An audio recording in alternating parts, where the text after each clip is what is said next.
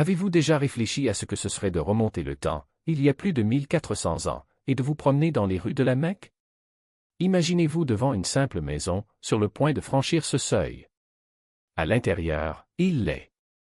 Celui dont le nom fait battre votre cœur rien qu'en l'entendant. Sallallahu alayhi wa salam. L'air semble plus dense, le temps s'étire comme du miel renversé. Chaque pas est un soupir. Dans quelques instants, vos yeux le verront. À quoi ressemblera votre visage? La douceur de votre sourire, la profondeur de votre regard? La voix qui a calmé les tempêtes et réchauffé les cœurs froids? Et le plus intriguant, quelle personne deviendriez-vous lorsque vous étiez proche de lui? Votre angoisse serait-elle silencieuse? Votre poitrine trouverait-elle la paix? Ou le tremblement serait-il encore plus fort? Dans cette vidéo, nous explorons les descriptions les plus authentiques du prophète, celles conservées dans les hadiths les plus fiables. Vous regardez la chaîne Relato Dafé, et voici le premier épisode de notre série spéciale Ramadan. Pour être sûr de ne manquer aucun détail sur les histoires à venir, abonnez-vous maintenant, laissez un like et partagez vos impressions dans les commentaires. De cette façon, davantage de personnes pourront connaître sa véritable essence. Rares sont ceux qui sont préparés à ce qui nous attend.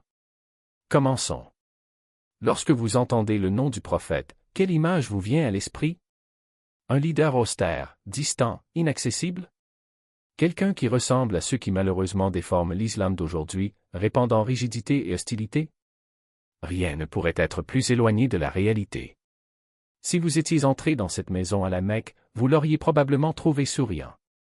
L'un des compagnons a déclaré: « Je n'ai jamais vu quelqu'un sourire autant que le messager d'Allah, sallallahu alayhi wa salam. » Cette simple phrase renverse des siècles d'idées fausses. L'image que beaucoup véhiculent d'un homme toujours sérieux, intouchable, entouré d'une aura de détachement s'effondre en un instant. Son visage n'était pas seulement beau, il était accueillant. Sa douceur n'était pas une faiblesse, mais une force inébranlable. À cette époque, l'islam était confronté à des guerres, des trahisons et à des ennemis implacables. Malgré cela, il n'a jamais endurci son cœur. Alors que beaucoup, après avoir accédé au pouvoir, deviennent arrogants, il est resté le même. Il y a une histoire impressionnante, un étranger arrive parmi ses compagnons et demande: « Qui est le chef de ce peuple ?» Pensez-y. Un homme qui régnait sur les cœurs, qui unifiait les tribus, qui bâtissait une nation et pourtant il n'y avait ni trône, ni garde du corps, ni faste. Aucun signe de royauté. La réponse qu'il reçut fut révolutionnaire: le chef d'un peuple est celui qui le sert. Cette phrase détruit toute notion conventionnelle de leadership. Pour être grand, il faut servir. Avant même de recevoir la révélation, il vivait déjà avec humilité. Il portait de l'eau, aidait aux tâches les plus simples, et personne ne le distinguait des autres. Ce n'était pas seulement de la modestie, c'était un choix conscient. Après avoir créé un État unifiant la péninsule arabique, il aurait pu vivre comme les rois d'aujourd'hui entourés de luxe, de serviteurs et de privilèges.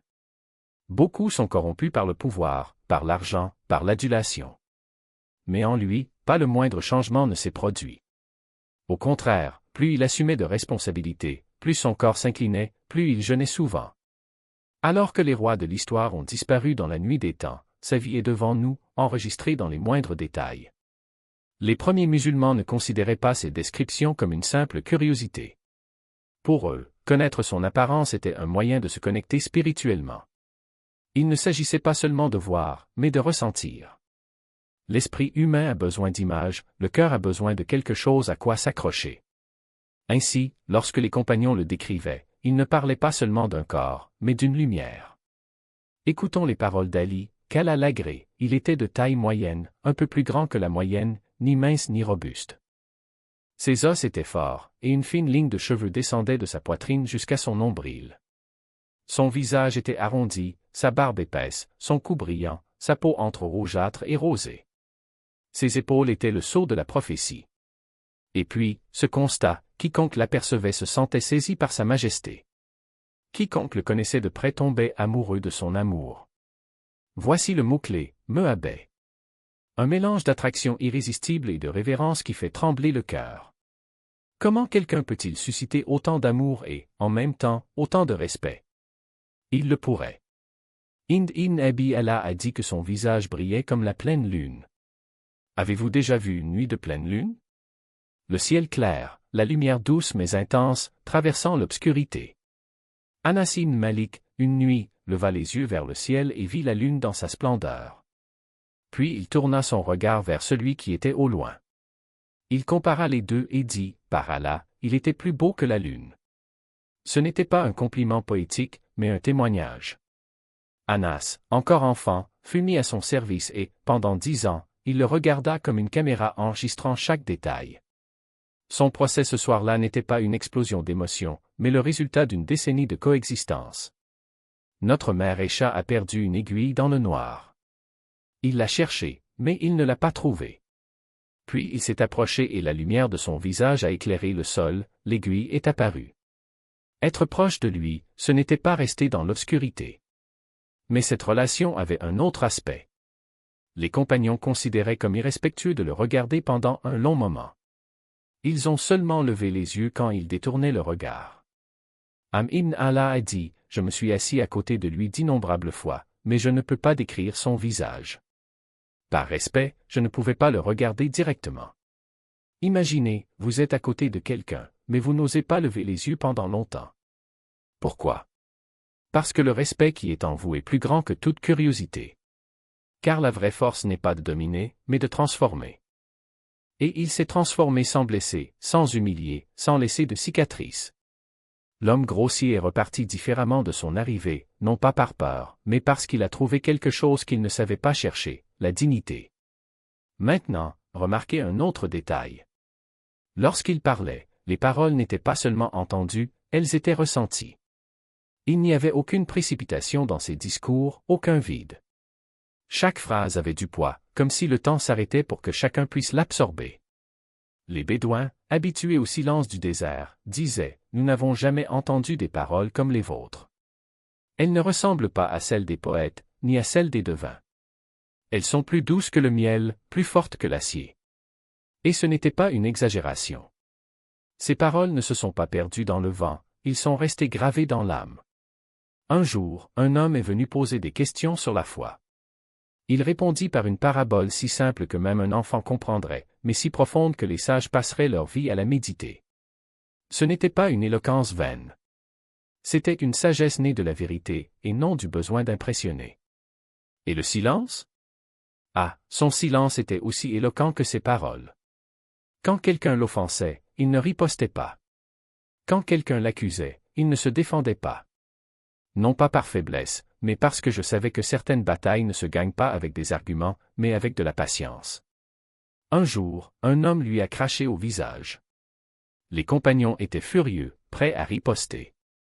Mais il s'est simplement essuyé le visage et a dit, si cet homme savait ce qu'il a fait, il pleurerait des larmes de sang. Il n'y avait pas de colère. Il n'y a pas eu de vengeance.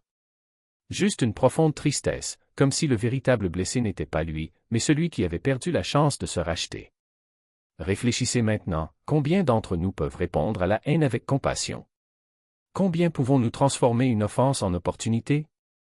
La plupart réagissent, ripostent, gardent rancune. Mais ce n'est pas le cas. Parce que le ressentiment est un poids que seuls ceux qui le portent ressentent. Et il n'a pas porté de fardeaux inutiles. Sa force était de n'avoir rien à prouver à personne.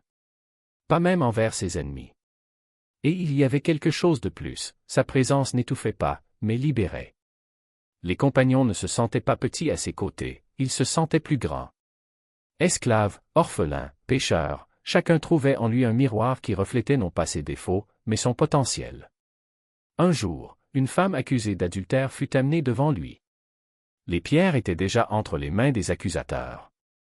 Il ne l'a pas condamnée. Il ne l'a pas humiliée.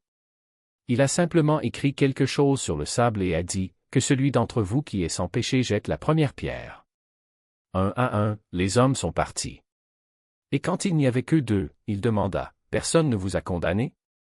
Elle a répondu, personne, Seigneur. Et il a dit, moi non plus, je ne vous condamne pas, va et ne pêche plus. Il n'y a pas eu de sermon. Il n'y a pas eu de procès. Juste de la pitié. Et cette miséricorde ne l'a pas laissé impuni, elle l'a transformé. Maintenant, demandez-vous, combien de fois jugeons-nous avant de comprendre? Combien de fois condamnons-nous avant de pardonner? Sa justice n'était pas aveugle, elle était sage. Parce qu'il savait que le véritable pardon n'est pas une faiblesse, mais la seule chose qui peut briser le cycle de la haine.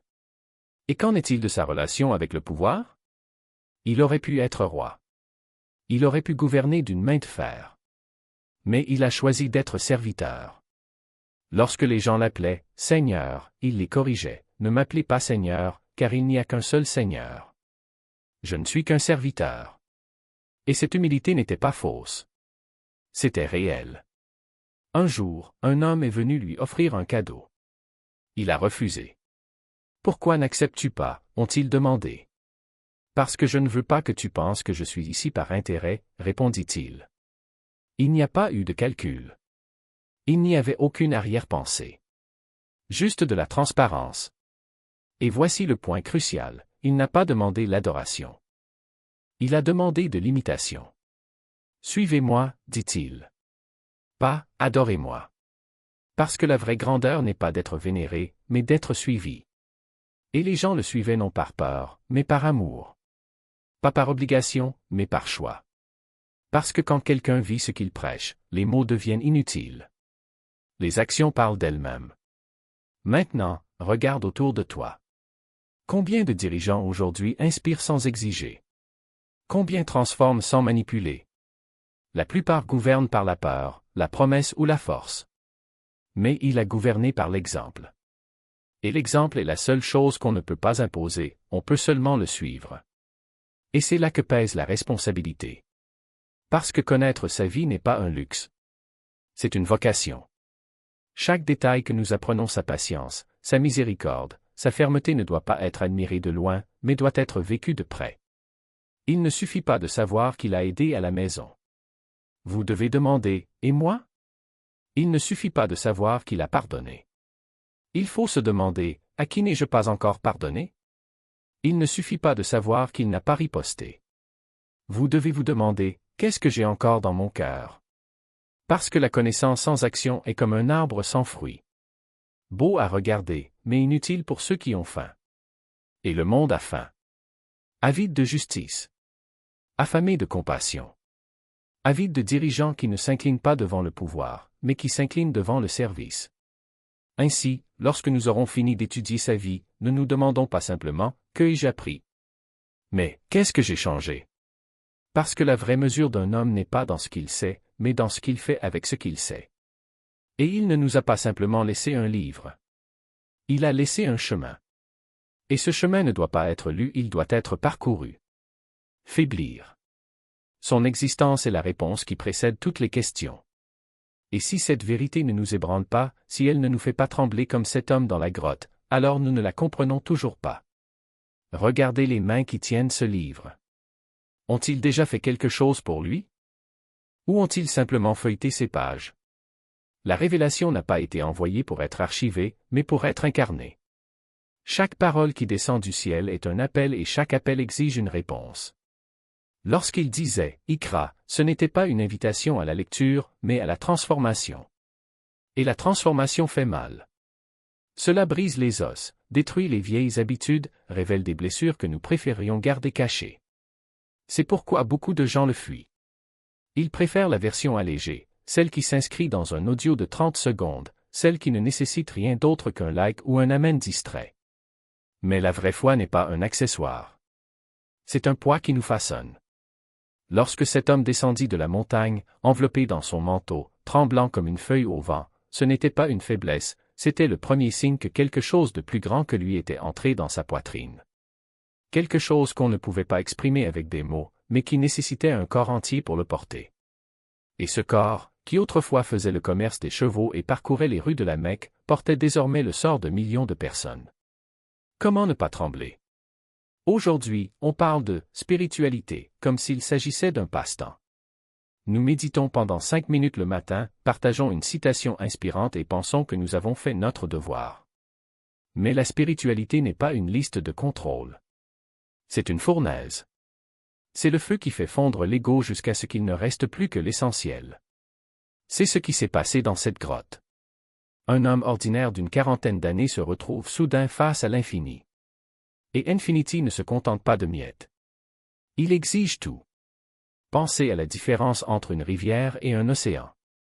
La rivière coule, serpente, parfois même elle se perd en chemin. Mais l'océan? L'océan ne bouge pas. Il l'est tout simplement. Et quand quelque chose tombe dedans, il est impossible qu'il ne soit pas avalé. La révélation est ainsi.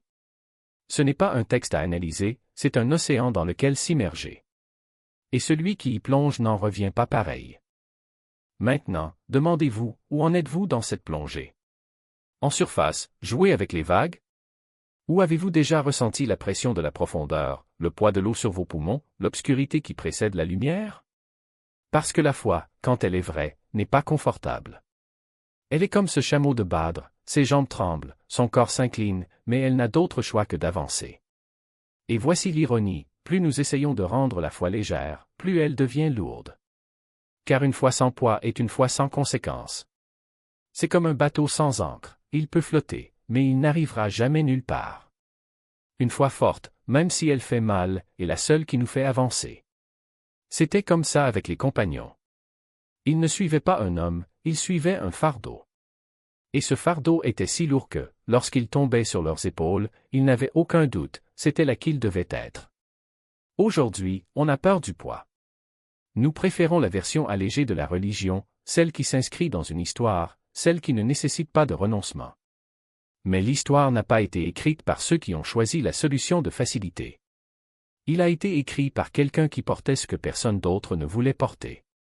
Et si nous voulons faire partie de cette histoire, nous devons arrêter de traiter l'Apocalypse comme un ornement et commencer à la traiter comme ce qu'elle est, une épée.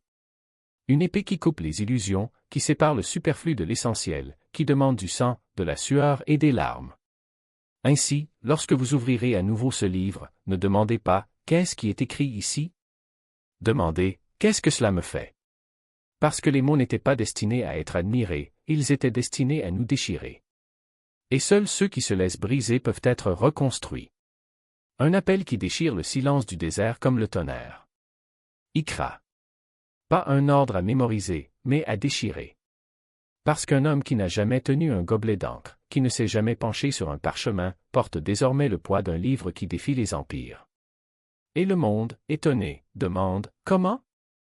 Comment un océan de sagesse peut-il jaillir de mains qui n'ont jamais tracé la moindre lettre ?» La réponse réside dans l'équilibre impossible. Ce n'était pas la pitié qui lui manquait, c'était la pureté. Car la connaissance, lorsqu'elle naît de l'érudition, porte en elle le poison de l'orgueil. Mais lorsqu'il naît du vide, du silence, de l'abandon absolu, il devient un miroir qui reflète non pas l'homme, mais le divin. Et c'est pourquoi les mots qui sortaient de ses mains n'étaient pas les siens. Ils lui appartenaient. Chaque vers, une montagne, chaque révélation, un tremblement de terre. Et les sages de la Mecque, avec leurs manuscrits et leurs disputes théologiques, restaient sans voix. Parce qu'ils pouvaient déchiffrer les lettres, mais ils ne pouvaient pas déchiffrer cela. Maintenant, demandez-vous, qu'est-ce qui nous sauve aujourd'hui? Connaissance ou pureté? Nous vivons à une époque où l'information déborde, mais où l'âme dépérit. Nous avons des bibliothèques entières dans la paume de nos mains, mais nous n'avons pas un seul verset qui nous brûle intérieurement. Car la connaissance, lorsqu'elle n'est pas tempérée par l'humilité, se transforme en bruit. Et le bruit, aussi fort soit-il, ne pourra jamais ébranler les fondements de l'ego. Eux, les Arabes de la Mecque, connaissaient les étoiles, les routes commerciales, les généalogies de leurs ancêtres. Mais eux-mêmes ne le savaient pas. Parce que la vraie connaissance ne se trouve pas dans les livres, elle est dans le miroir. Et le miroir, quand il est pur, ne ment pas. Cela montre les fissures, les blessures, les ombres que nous essayons de cacher. Ikra. Non pas pour accumuler, mais pour être consommé. Non pas pour se montrer, mais pour se transformer. Et voici le paradoxe, plus un homme se rapproche de la vérité, plus il se rend compte de sa propre insuffisance. Les prophètes n'étaient pas sages parce qu'ils en savaient beaucoup, ils étaient sages parce qu'ils savaient à quel point ils en savaient peu. Et c'est pourquoi, lorsque lui, l'illettré, a soulevé le Coran, le monde entier a tremblé. Parce que ce n'était pas un discours, c'était un verdict. Ce n'était pas une théorie, c'était une phrase. Et ceux qui essayaient de le réfuter avec la logique, la rhétorique, les arguments, se rendaient compte qu'ils luttaient contre le vent. Parce que la vérité ne se débat pas, elle s'impose. Maintenant, imaginez, si un homme qui n'a jamais lu un livre pouvait ébranler des empires, qu'est-ce qui nous empêche de faire de même? Ce n'est pas le manque de diplôme, de titre, de reconnaissance. C'est le manque de faim. La faim d'être déchirée. La faim d'être refaite. Parce que la connaissance sans transformation est comme un feu qui ne brûle pas, il éclaire mais ne purifie pas. Et nous sommes aujourd'hui entourés de lumière qui ne nous réchauffe pas. Ainsi, lorsque vous ouvrirez à nouveau ce livre, ne demandez pas « Qu'est-ce que cela signifie ?» Demandez « Qu'est-ce que cela me fait ?» Parce que les mots n'étaient pas destinés à être expliqués, ils étaient destinés à nous dévorer.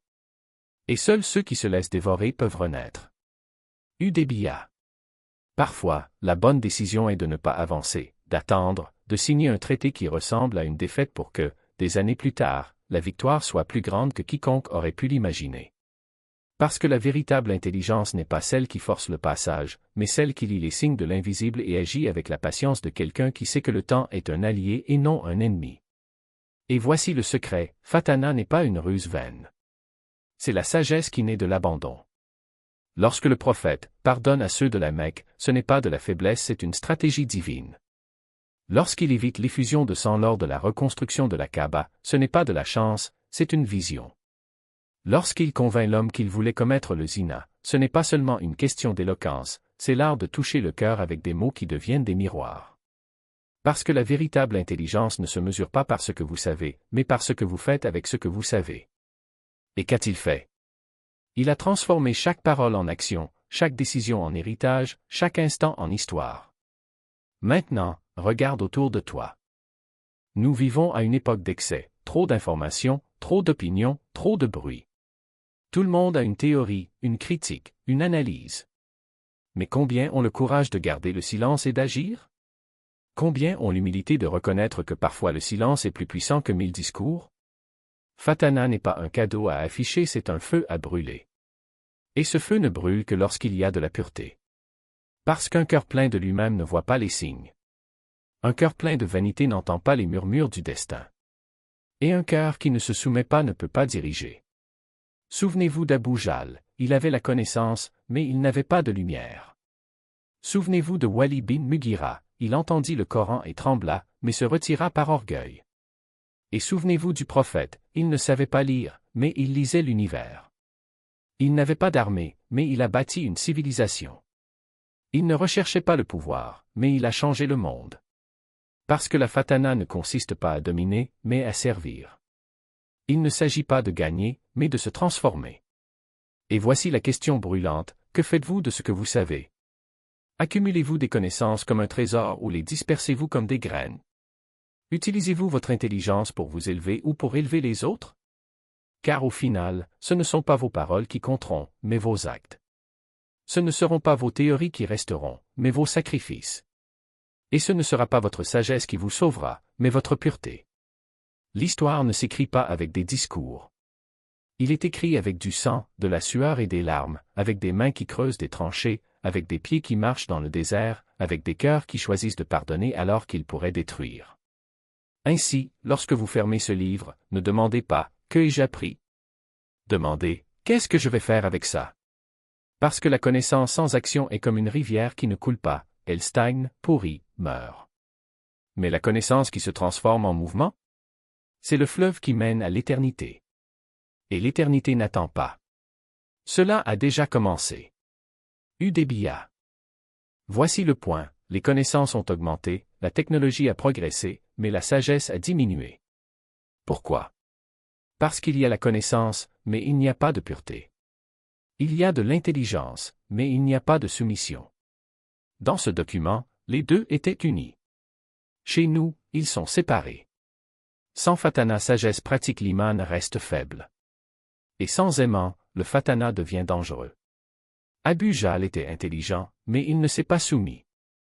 Khalid ibn al-Wali était intelligent, mais il se soumit.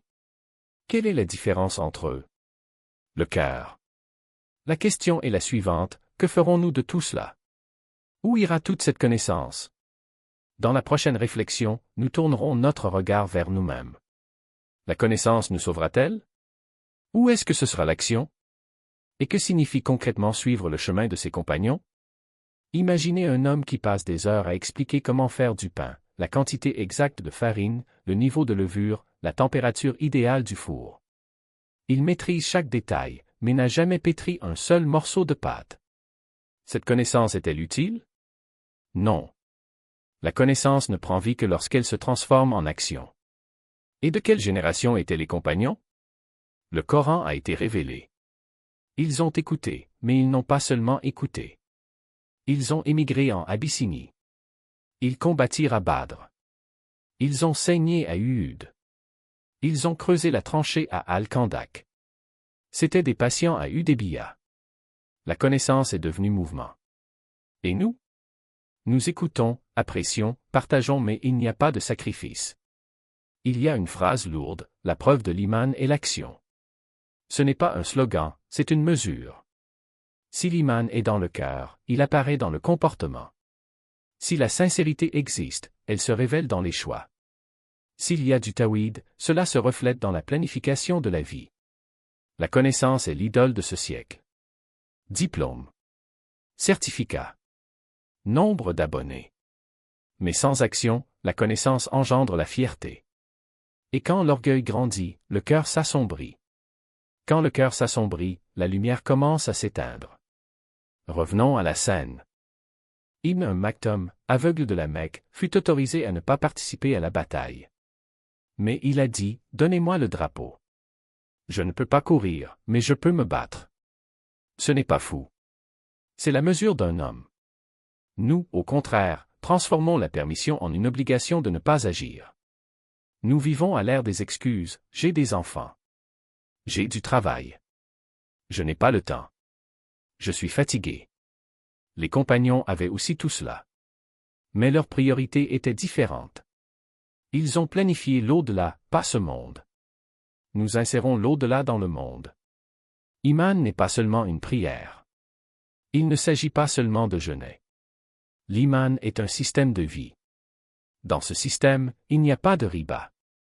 Il n'y a pas d'oppression. Il n'y a pas de gain injuste. La peur ne vient que d'Allah. Mais nous craignons le marché et faire confiance à Allah semble difficile. Les compagnons ont affronté la mort. Nous ne pouvons même pas supporter l'inconfort. Ils mouraient de faim. Nous ne renonçons pas au confort. Ces mots sont durs. Mais ils sont réels. Cette réflexion doit nous déranger. Car ce n'est pas un discours pour informer, c'est pour bousculer. Si nous entendons les histoires de nos compagnons et devenons émus, mais que nos vies ne changent pas, le problème n'est pas un manque de connaissances. C'est un manque de courage. Nous arrivons maintenant au moment décisif. Serons-nous ceux qui accumulent des connaissances ou ceux qui marchent? Que signifie réellement suivre son chemin? Imaginez une personne qui entend parler d'un visage plus beau que la pleine lune. Qui entend parler du poids de la révélation, du miracle, de la miséricorde, de Hudaybiya. Ses yeux se remplissent de larmes. Et puis? L'écran du téléphone portable s'illumine, la vie continue comme avant. C'est regarder, pas suivre. Si vous aimez Allah, suivez-moi. Ce n'est pas une suggestion, c'est une mesure. Suivre, ce n'est pas imiter la marche, mais prendre ses responsabilités. Il ne s'agit pas de copier la barbe, mais de fidélité. Il ne s'agit pas de porter des vêtements, mais de confiance. Notre plus gros problème est le suivant, nous admirons, mais nous ne prenons pas position. Nous aimons, mais nous ne portons pas le fardeau. Nous l'apprécions, mais nous ne le sacrifions pas. C'est un amour incomplet. Maintenant, je vais dire une phrase lourde, si vous l'aimez vraiment, quelque chose dans votre vie doit changer. Une habitude doit tomber. Une dépense doit changer de direction. Une peur doit s'apaiser. Un courage doit augmenter. Sinon, l'amour reste juste une émotion. Comment les compagnons aimaient-ils? Abu Bakr a donné sa richesse. Oumar a marché dans la droiture. Othman ouvrit ses coffres. Là, il a mis sa vie en danger. Ibn Maktoum entra dans la bataille sans voir. Et nous? Que avons-nous donné? Cette question est difficile, mais nous ne pouvons terminer sans la poser. Ce n'était pas seulement une série sur la connaissance, c'était une série sur l'auto-examen. Nous parlons de nos compagnons, mais ils sont un miroir. Lorsque nous regardons leur vie, nous nous voyons nous-mêmes et soit nous ressentons de la honte, soit nous prenons une décision.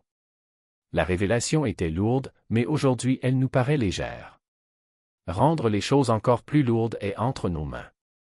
Comme le vivre. Appliquer un verset à votre vie. Suivre sérieusement une sunna. Abandonner un haram. Surmonter une peur. C'était quoi, Umi? Pureté. Briser l'idole de la connaissance. Laissez les préjugés derrière vous. Nettoyez le cœur. C'est ce qui nous sauvera aujourd'hui. Parce que la connaissance a augmenté, mais la pureté a diminué. Qu'est-ce que Fatana? La bonne étape au bon moment. Et quelle est la bonne démarche aujourd'hui? Revenez à vous-même. Laissez les excuses. Arrêtez de dire « je n'ai pas le temps », car il est temps. Ce qui manque, c'est la priorité. Qu'est-ce que ces mots ont éveillé en vous? Un poids sur la poitrine? Une nuisance? Une décision? Ou était-ce juste une jolie histoire?